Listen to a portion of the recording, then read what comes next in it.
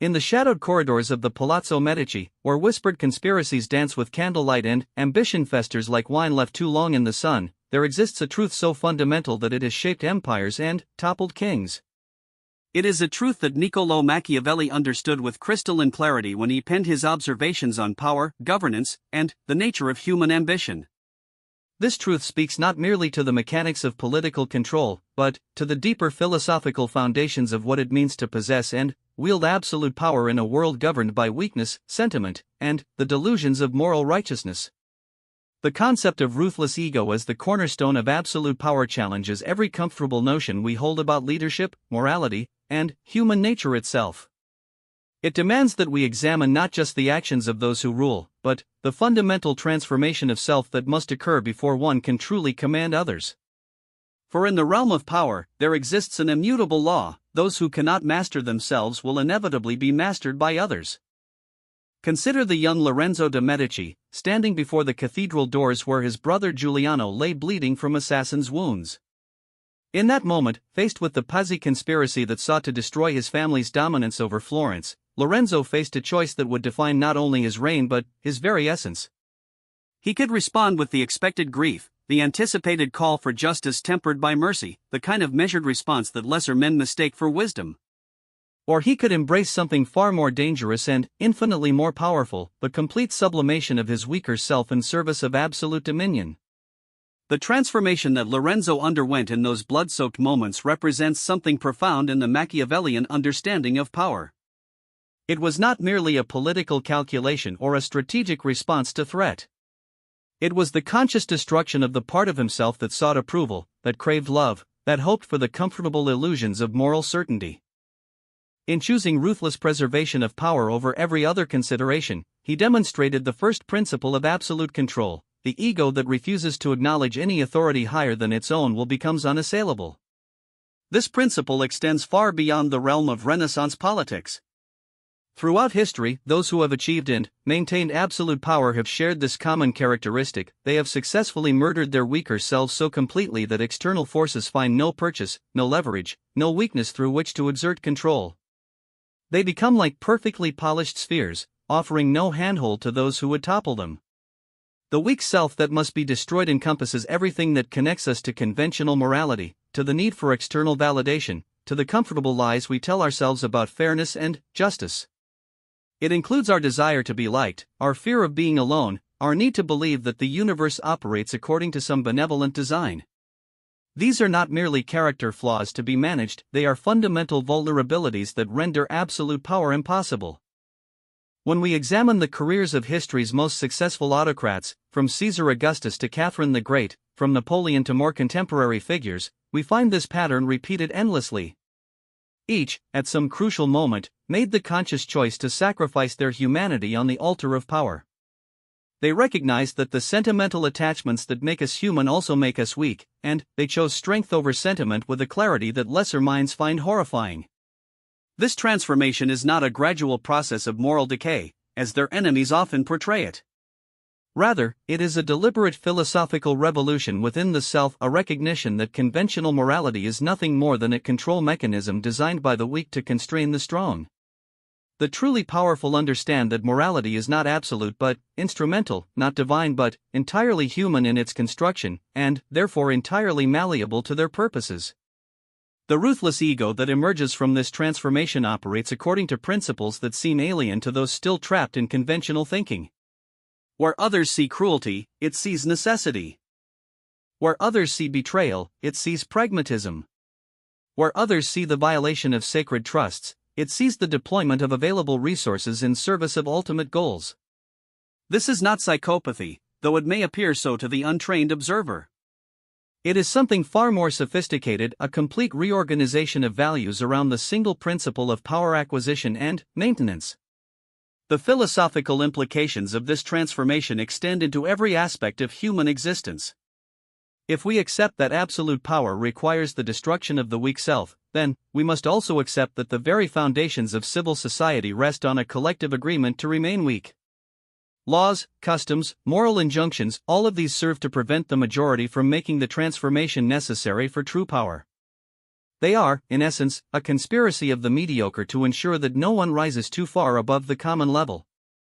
This understanding reveals why democratic societies, despite their claims to represent the will of the people, inevitably produce leaders who secretly despise the very people they claim to serve. The successful politician in a democracy must master the art of appearing weak while being strong, of seeming humble while harboring grandiose ambitions, of professing love for humanity while viewing individual humans as mere instruments of policy. The democratic leader who achieves absolute power does so precisely by concealing the ruthless ego that drives their ascent. The process of ego transformation is neither simple nor painless. It requires the systematic dismantling of every belief, every attachment, every source of meaning that does not serve the ultimate goal of power. Family relationships must be reconceptualized as strategic alliances. Love must be understood as a tool for manipulation. Friendship becomes a tactical consideration. Even the relationship with oneself must be restructured around the central organizing principle of dominance. Yet this destruction of the weak self is also a form of liberation. Free from the constraints of conventional morality, free from the need for external approval, free from the exhausting effort of maintaining consistency between public pronouncements and private actions, the transformed individual discovers capabilities that were previously unimaginable. They find themselves able to make decisions that others would find impossible, to take actions that others would find unthinkable, to pursue goals that others would find incomprehensible. The loneliness that accompanies this transformation is not a bug in the system, it is a feature. The individual who has destroyed their weak self necessarily places themselves beyond the reach of ordinary human connection. They become like gods among mortals, capable of inspiring worship, fear, and hatred, but never genuine intimacy. This isolation is not a price to be paid for power, it is power itself. For the one who needs nothing from others can never be controlled by others. The methodology of ego transformation varies according to circumstances and temperament, but certain patterns emerge consistently across cultures and historical periods. The future wielder of absolute power must first identify and, then, systematically eliminate every source of external validation in their life. They must learn to derive satisfaction entirely from the exercise of will rather than from the approval of others. They must cultivate an internal scorecard that measures success solely in terms of control exercised and resistance overcome. Physical comfort must be reconceptualized as a tool rather than a goal. The transformed individual learns to use luxury and privation with equal facility, never allowing either to become necessary for their sense of well-being. Food becomes fuel, clothing becomes costume, shelter becomes staging ground. Every material consideration is subordinated to the strategic requirements of power. Emotional attachments present a more complex challenge. The weak self forms bonds based on sentiment, shared values, mutual affection, all of which create vulnerabilities that enemies can exploit. The transformed self must learn to simulate these connections while remaining fundamentally detached from their outcomes. Love becomes performance, friendship becomes calculation, family becomes a chessboard on which to practice the skills necessary for larger games. This does not mean that the powerful individual becomes incapable of pleasure or satisfaction. Rather, they discover new sources of both that are entirely under their own control. The pleasure derived from successful manipulation exceeds anything available through conventional means. The satisfaction of bending others to one's will provides a high that no drug can match. The aesthetic appreciation of a perfectly executed strategy becomes a form of art that surpasses any creative expression. The intellectual framework supporting this transformation draws from sources that conventional morality prefers to ignore or misrepresent. Machiavelli himself was merely codifying observations that had been made by practitioners of power for millennia before him. Sun Tzu understood these principles in ancient China. Kautilya articulated them in classical India. Marcus Aurelius, despite his reputation for stoic virtue, demonstrated them in his treatment of political enemies. The consistency of these observations across cultures and time periods suggests that we are dealing not with cultural peculiarities or historical accidents, but with fundamental laws of human nature. Power concentrates in the hands of those willing and able to pay its price. That price is nothing less than everything that makes them recognizably human in conventional terms. Modern psychology has attempted to pathologize this transformation, labeling it as narcissistic personality disorder, antisocial personality disorder, or various other diagnostic categories. This represents a fundamental misunderstanding of both the nature of psychology and the nature of power. These diagnostic labels serve the same function as traditional moral categories. They provide comfort to the weak by allowing them to dismiss the strong as aberrant rather than superior. The truly powerful understand that psychology, like morality, is simply another tool to be mastered rather than a truth to be discovered. They learn to speak the language of psychological insight when it serves their purposes while remaining completely immune to psychological manipulation themselves. They become psychologically self-contained systems, generating their own validation, their own meaning, their own purpose. The relationship between the transformed individual and society becomes necessarily adversarial, though this adversarial nature may be carefully concealed. Society, after all, depends on the majority remaining in their weak state. If everyone underwent the transformation necessary for absolute power, social cooperation would become impossible. Therefore, society must actively work to prevent such transformations while simultaneously being controlled by those who have successfully completed them. This creates a peculiar dynamic in which the most successful leaders are those who most completely despise the people they lead, while the people willingly submit to leaders who view them with contempt. The masses seek to be led because leadership requires a sacrifice they are unwilling to make. They prefer to remain weak and protected rather than become strong and isolated. The mechanisms through which society attempts to prevent ego transformation are numerous and sophisticated. Education systems emphasize conformity and cooperation rather than independent thinking and strategic calculation. Religious systems promote humility and self-sacrifice rather than pride and self-assertion. Legal systems punish those who openly acknowledge that might makes right while secretly operating according to precisely that principle. Entertainment and media create elaborate fantasies in which good triumphs over evil through moral superiority rather than superior force. These fantasies serve to sedate the potentially dangerous by convincing them that virtue is its own reward and that justice will ultimately prevail. Meanwhile, those who have undergone the transformation understand that virtue is weakness, justice is propaganda, and victory goes to those with the will to seize it. The educational process for the future wielder of absolute power must therefore occur outside conventional channels.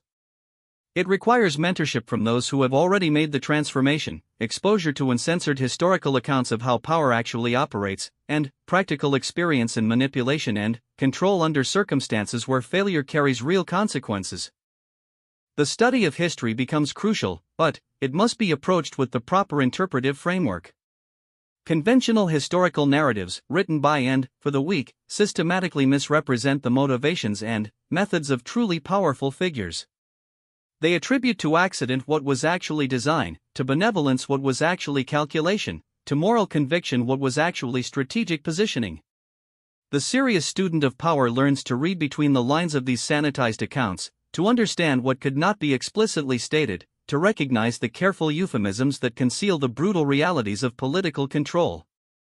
They learn that every great leader was also a great criminal, that every founding father was also a founding betrayer, that every liberator was also an enslaver. This revisionist understanding of history serves not to create cynicism but to provide realistic models for emulation. The weak need heroes to worship, the strong need teachers to study. The weak seek inspiration from sanitized myths, the strong seek instruction from unvarnished truth. The practical application of these principles requires a careful balance between concealment and revelation. In most social contexts, the transformed individual must maintain the appearance of conventional morality while operating according to entirely different principles. This requires a sophisticated understanding of how moral language can be deployed to justify immoral actions, how ethical frameworks can be manipulated to support unethical outcomes. The key insight is that morality exists primarily as a social phenomenon rather than a metaphysical reality. What is considered virtuous or evil varies dramatically across cultures and historical periods, suggesting that these categories are tools of social control rather than eternal truths. The powerful individual learns to manipulate these categories rather than be constrained by them. Language becomes a weapon of particular importance in this context. The way an action is described often determines how it is evaluated more than the action itself. The same behavior can be characterized as decisive leadership or authoritarian control, as necessary pragmatism or ruthless ambition, as protecting the people or oppressing the people, depending entirely on the rhetorical framework employed. The transformed individual becomes fluent in multiple moral languages, able to speak the dialect that will be most persuasive to any particular audience. They understand that most people are desperate to believe that their leaders share their values, and they provide the illusion of shared values while pursuing entirely different goals. This linguistic facility extends beyond mere public relations to encompass a deep understanding of how humans process information and make decisions. The weak rely heavily on emotional responses and social proof when evaluating arguments. They are more likely to accept a position that feels right than one that is logically sound. They prefer comfortable lies to uncomfortable truths. The powerful exploit these cognitive biases systematically. They craft messages that trigger the desired emotional responses while carefully avoiding logical analysis. They create the impression of social consensus through strategic use of testimonials, endorsements, and manufactured grassroots movements. They understand that perception is reality for most practical purposes, and they invest enormous resources in perception management. The cultivation of personal charisma becomes essential to this enterprise. Charisma, properly understood, is not a mysterious quality possessed by some and not others. It is a learnable set of techniques for making others feel important, understood, and validated in one's presence. The charismatic leader creates the illusion of genuine connection while maintaining complete emotional detachment. This false intimacy serves multiple functions. It creates loyalty that is based on emotional attachment rather than rational calculation, making it more durable and less susceptible to counter-arguments. It provides valuable intelligence about the fears, desires, and weaknesses of those being manipulated. Most importantly, it allows the leader to position themselves as the solution to problems they may have created themselves. The management of information flows becomes crucial as power increases. The weak need to believe that they have access to accurate information in order to make informed decisions. The strong understand that information is power and that controlling what others know is more important than knowing everything oneself. This requires the development of sophisticated intelligence networks and propaganda operations. The powerful leader invests heavily in understanding what others are thinking, planning, and feeling while carefully controlling what others understand about their own thoughts, plans, and feelings. They create multiple channels for gathering information while limiting others' access to accurate information about their activities. The use of intermediaries becomes essential to this information management strategy. Direct communication creates accountability and leaves evidence. Indirect communication through carefully chosen agents allows for plausible deniability and strategic ambiguity. The most powerful individuals often operate through layers of intermediaries so thick that their direct involvement in any particular action becomes impossible to prove. These intermediaries themselves must be carefully managed through a combination of incentives and threats. They must be given enough power to be effective while being kept dependent enough to ensure loyalty. They must understand their role clearly while being prevented from understanding the full scope of the operations they serve. The creation and maintenance of multiple contradictory narratives serves to confuse potential enemies and prevent the formation of effective opposition coalitions. By simultaneously promoting different explanations for the same events through different channels, the powerful create a fog of confusion that makes coordinated resistance difficult. The weak expend enormous energy trying to determine which narrative is true, failing to understand that truth itself is a luxury that only the powerless can afford to pursue. The powerful understand that multiple contradictory things can be true simultaneously if they serve useful purposes, and they worry far more about effectiveness than consistency. This approach to truth and narrative extends to the powerful individual's relationship with their own past. The weak are constrained by their previous statements, commitments, and positions. They feel obligated to maintain consistency even when circumstances have changed dramatically. The strong understand that consistency is a trap and that adaptation requires the constant abandonment of previous positions. The ability to reinvent oneself completely, to present entirely new narratives about one's motivations and goals, to disavow previous associations and commitments without apparent shame or embarrassment, these are essential skills for maintaining power in changing circumstances. The weak mistake this flexibility for hypocrisy or dishonesty. The strong recognize it as intelligence. Personal relationships must be approached with the same strategic mindset that governs every other aspect of the powerful individual's existence. Every relationship must be evaluated according to its contribution to the overall goal of power acquisition and maintenance. Relationships that do not serve this purpose must be eliminated, regardless of their emotional significance. This does not mean that the powerful are incapable of forming meaningful connections. Rather, they form connections of a different type, relationships based on mutual understanding of power dynamics rather than sentimental attachment. These relationships can be extraordinarily deep and lasting precisely because they are not clouded by false expectations or romantic illusions. The truly powerful often form alliances with others who have undergone similar transformations. These alliances operate according to different rules than conventional relationships. Loyalty is contingent rather than absolute. Trust is based on interest alignment rather than emotional bonds. Betrayal is expected and planned for rather than feared or resented. These strategic relationships often prove more durable than conventional friendships because they are based on realistic assessments of human nature rather than idealistic hopes about human goodness. When both parties understand that cooperation is contingent on mutual benefit, they can work together effectively for as long as their interests align without experiencing disappointment when interests diverge. The question of succession presents unique challenges for the wielder of absolute power. By definition, such an individual has become irreplaceable through their unique combination of capabilities, knowledge, and ruthlessness. Yet human mortality makes succession planning essential for the preservation of their achievements. The conventional approach of grooming family members or close associates often fails because it requires the potential successor to undergo the same transformation that created the original leader. This transformation cannot be imposed from outside, it must be chosen freely and paid for personally. Many potential successors lack either the intelligence or the will necessary for true power. The most successful powerful individuals often create systems that can function effectively without requiring another individual of similar capabilities.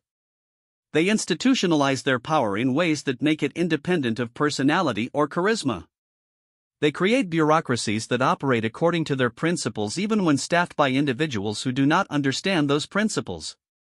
This institutionalization of power represents the ultimate expression of the transformed ego. It extends the individual's will beyond the boundaries of their own lifetime, creating structures that continue to serve their purposes long after their physical death. In this way, the destruction of the weak self enables the creation of something approaching immortality. The legacy of truly powerful individuals often outlasts the civilizations in which they operated. Their influence extends through institutions they created, principles they established, and examples they provided for future wielders of power. They become part of an eternal conversation about the nature of human capability and the possibilities of individual achievement. Yet this immortality comes at a cost that most find too high to pay. The individual who destroys their weak self in service of absolute power necessarily places themselves outside the human community in fundamental ways. They become like forces of nature, capable of inspiring awe and fear, but not love or understanding in any conventional sense. The philosophical implications of this transformation extend far beyond questions of political theory or practical governance. They touch on the deepest questions about human nature, the meaning of existence, and the possibilities for individual transcendence. If we accept that the weak self is an illusion maintained by social convention, then the destruction of that self becomes a form of awakening rather than degradation. From this perspective, most of what we consider human civilization represents an elaborate system for keeping individuals trapped in a state of artificial weakness. The customs, laws, moral codes, and social expectations that govern ordinary life serve to prevent the kind of self-transformation that would make ordinary individuals extraordinary. The rare individual who breaks free from these constraints discovers capabilities that were always present but previously suppressed. They do not become inhuman, they become fully human in ways that society cannot tolerate. Their ruthlessness is not an aberration but an expression of the will to power that exists, usually dormant, in every individual. This understanding reframes the entire question of morality and human development.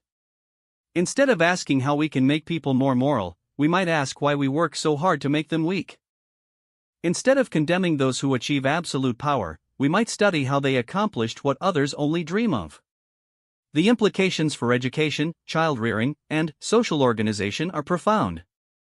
If our current systems serve primarily to create weakness rather than strength, then fundamental reforms become necessary.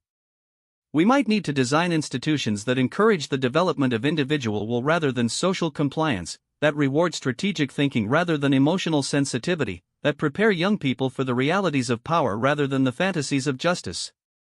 Such reforms would necessarily be opposed by those whose positions depend on the current system of maintained weakness. Teachers, moral leaders, and democratic politicians all benefit from the existence of large populations that remain dependent on external guidance and validation. They have little incentive to create the kind of self-sufficient individuals who might challenge their authority. The resistance to these ideas often takes the form of moral outrage rather than logical argument.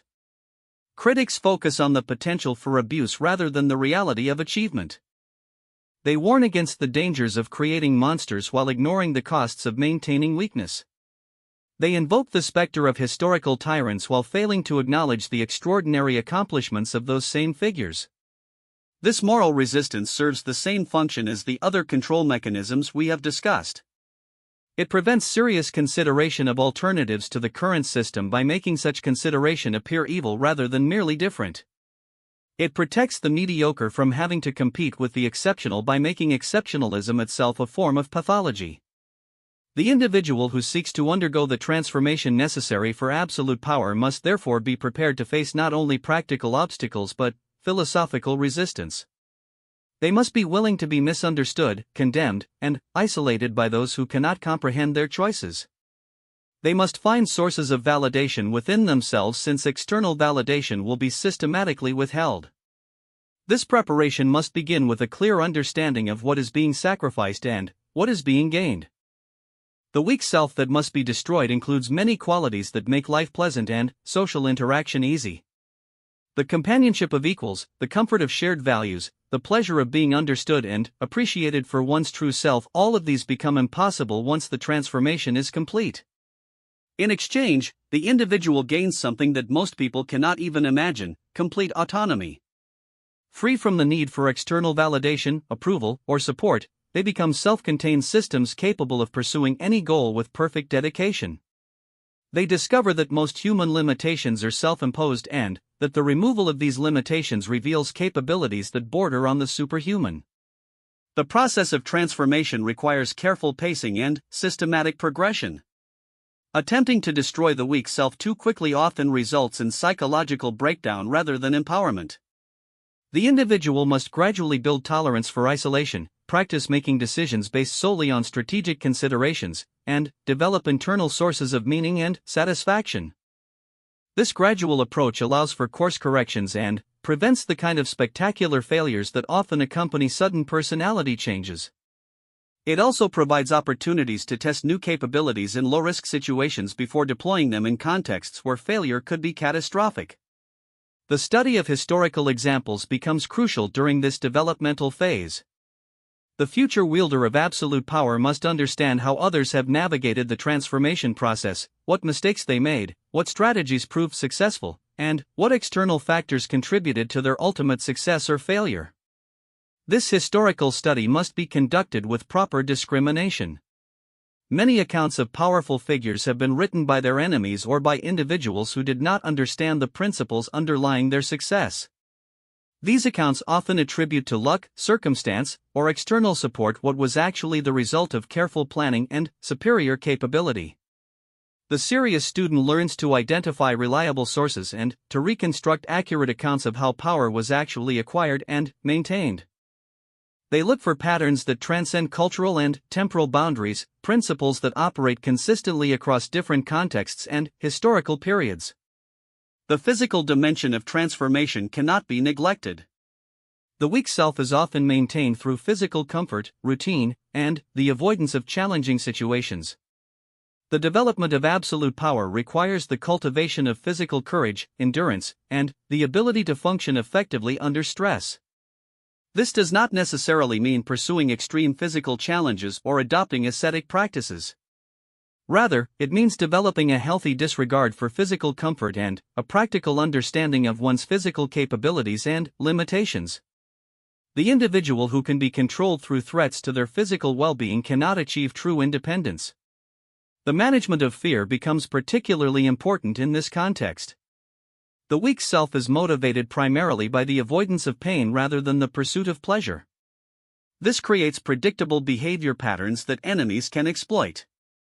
The transformed individual learns to use fear as information rather than motivation, to acknowledge threats without being paralyzed by them. This requires practice in making decisions while afraid, taking action despite uncertainty, and maintaining focus under pressure. These capabilities cannot be developed through theoretical study, they require exposure to real situations with genuine consequences. The social dimension presents perhaps the greatest challenges for most individuals attempting transformation. Human beings are social creatures, and the need for connection and belonging runs deep. The destruction of the weak self requires the abandonment of most conventional social connections and the development of entirely new ways of relating to others. This social isolation is often the factor that prevents otherwise capable individuals from completing the transformation process. They reach a point where the loneliness becomes unbearable and they retreat into conventional relationships rather than pushing through to the other side. The successful individual understands that this loneliness is temporary. Once the transformation is complete, new forms of connection become possible. These connections are often more satisfying than conventional relationships because they are based on genuine understanding rather than social convention. The development of what might be called strategic empathy becomes essential. This is the ability to understand how others think and feel without being emotionally affected by that understanding. It allows for more effective manipulation and control while preventing the kind of emotional entanglement that creates vulnerability. This strategic empathy should not be confused with the absence of all emotion. The transformed individual often experiences emotions more intensely than others because they are not filtered through social expectations or moral constraints. However, these emotions are used as tools rather than experienced as compulsions. The relationship with suffering changes fundamentally during the transformation process. The weak self attempts to avoid suffering and sees it as evidence that something has gone wrong. The strong self understands that suffering is information and that the ability to suffer voluntarily for strategic purposes provides enormous advantages. This does not mean seeking suffering for its own sake or developing masochistic tendencies. Rather, it means becoming capable of choosing courses of action that involve short-term suffering in service of long-term goals. It means being willing to pay prices that others are not willing to pay. The cultivation of what ancient philosophers called preferred indifference becomes crucial. This is the ability to remain equally effective regardless of external circumstances. Comfort or discomfort, praise or criticism, success or failure, none of these should significantly alter one's fundamental approach or emotional equilibrium. This indifference must be carefully distinguished from apathy or depression. The individual who has achieved preferred indifference cares deeply about their goals while remaining unattached to specific outcomes. They invest maximum effort while accepting whatever results emerge from that effort. The question of meaning and purpose requires careful consideration during the transformation process. The weak self often derives meaning from external sources, religious beliefs, social causes, family relationships, professional achievements. The destruction of the weak self necessarily involves the abandonment of these external sources of meaning. The strong self must generate meaning internally. This requires the development of what might be called a personal cosmology, a framework for understanding one's place in the universe and one's ultimate purposes. This cosmology cannot depend on external validation or social consensus, since these would recreate the very dependencies that the transformation is designed to eliminate. For many individuals who complete the transformation, the pursuit and exercise of power itself becomes the primary source of meaning. Not power for its own sake, but power as the most direct expression of individual will and the most reliable means of shaping reality according to one's vision. This understanding of power as meaning resolves many of the apparent contradictions in the lives of historically powerful figures. Their seemingly ruthless behavior makes perfect sense once we understand that they are pursuing the most meaningful activity available to human beings, the direct expression of will through the control of circumstances and other people. The aesthetic dimension of power deserves special attention. For the truly powerful, the exercise of control becomes a form of art. The careful orchestration of events, the subtle manipulation of outcomes, the elegant resolution of complex problems, these provide satisfactions that conventional artistic expression cannot match. This aesthetic appreciation of power serves multiple functions. It provides internal rewards for activities that might otherwise seem merely instrumental. It encourages the development of style and elegance in the exercise of control. Most importantly, it connects the pursuit of power to deeper human needs for beauty and creativity. The individual who experiences power as art is less likely to become crude or unnecessarily brutal in their methods. They develop what might be called aesthetic constraints that govern their behavior even in the absence of moral or legal limitations. These constraints often prove more effective than external regulations because they are self-imposed and self-enforced. The temporal dimension of power requires sophisticated understanding and careful management. The weak think primarily in terms of immediate gratification or short-term consequences. The strong must learn to think in terms of decades or centuries, to pursue goals that may not be achieved within their own lifetimes. This long-term orientation affects every aspect of strategy and planning. Decisions that appear costly or counterproductive in the short term may be essential for long-term success. Immediate opportunities must be evaluated against their potential impact on ultimate objectives. The development of this temporal perspective requires practice and discipline. Most human beings are biologically programmed to prioritize immediate concerns over distant goals. Overcoming this programming requires conscious effort and systematic training. The study of compound effects becomes particularly important. Small actions taken consistently over long periods often produce results far out of proportion to their individual significance. The individual who understands compound effects can achieve extraordinary results through patience and persistence. The intellectual dimension of transformation involves far more than the acquisition of knowledge or the development of analytical capabilities. It requires a fundamental restructuring of how one processes information, makes decisions, and understands reality itself.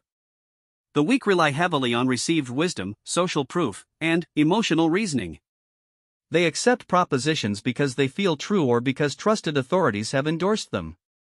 The strong must learn to evaluate propositions solely on their practical utility and empirical accuracy. This intellectual independence requires the development of what might be called epistemic sovereignty, the ability to determine truth for oneself without reference to external authorities. This does not mean rejecting all external information, but rather evaluating all information according to one's own standards rather than accepting or rejecting it based on its source. The cultivation of multiple perspective taking becomes essential. The individual who can understand any situation from multiple viewpoints simultaneously possesses enormous advantages in both analysis and persuasion. They can identify weaknesses that others miss and craft arguments that appeal to different audiences. This cognitive flexibility must be balanced with clear commitment to one's ultimate objectives. The ability to see multiple perspectives should enhance strategic effectiveness rather than create paralysis or relativism. The strong understand that all perspectives are not equally valid or useful. The emotional dimension of transformation is perhaps the most complex and difficult to navigate. The weak self is largely organized around emotional responses and the management of emotional states. The strong self must learn to use emotions as tools while never being controlled by them. This emotional mastery should not be confused with emotional suppression or denial. Emotions provide valuable information about both internal states and external circumstances. The key is to experience emotions fully while never allowing them to determine behavior. The development of what might be called emotional sovereignty parallels the development of intellectual independence. Just as the strong individual learns to think for themselves rather than accepting others' ideas, they must learn to feel for themselves rather than being manipulated through emotional appeals. This requires extensive practice in maintaining emotional equilibrium under various forms of stress and provocation. The individual who can be controlled through emotional manipulation cannot achieve true independence. The spiritual dimension of transformation is often overlooked but may be the most important of all. The destruction of the weak self necessarily involves the abandonment of conventional religious and spiritual frameworks, most of which are designed to encourage submission and discourage individual will. However, the strong individual often develops a deep spiritual life based on entirely different principles. This spirituality is typically focused on the recognition of one's own divine nature rather than submission to external deities. It emphasizes personal responsibility and creative power rather than humility and obedience. This spiritual framework serves multiple functions. It provides meaning and purpose that transcends immediate circumstances. It connects the individual to sources of strength that are independent of external support. Most importantly, it provides a foundation for ethical behavior that is not dependent on social approval. The ethics of the strong differ fundamentally from conventional morality.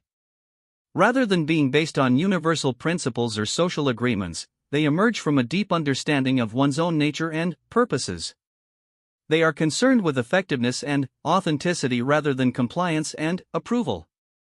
These personal ethics often prove more demanding than conventional moral codes because they cannot be satisfied through external performance or ritual observance. They require genuine transformation and continuous self-examination. The development of personal ethics marks the completion of the transformation process. The individual who has destroyed their weak self and developed their own ethical framework has achieved true independence. They are no longer susceptible to external control through any of the usual mechanisms, neither punishment nor reward, neither approval nor condemnation, neither hope nor fear. Such individuals become centers of power rather than objects of power. They shape circumstances rather than being shaped by them. They create reality rather than merely responding to it. The number of individuals capable of completing this transformation has always been small and will likely remain so. The sacrifices required are too great for most people to accept. The process itself is too demanding for most to sustain. The isolation that results is too profound for most to endure. Yet for those few who do complete the transformation, the rewards are beyond anything that conventional life can offer. They discover capabilities they never suspected they possessed. They achieve goals that seemed impossible from their previous perspective. They become, in every meaningful sense, more than human. This is the ultimate truth that Machiavelli understood but could not state directly in his time. The destruction of the weak self is not a moral failing but a necessary step in human evolution.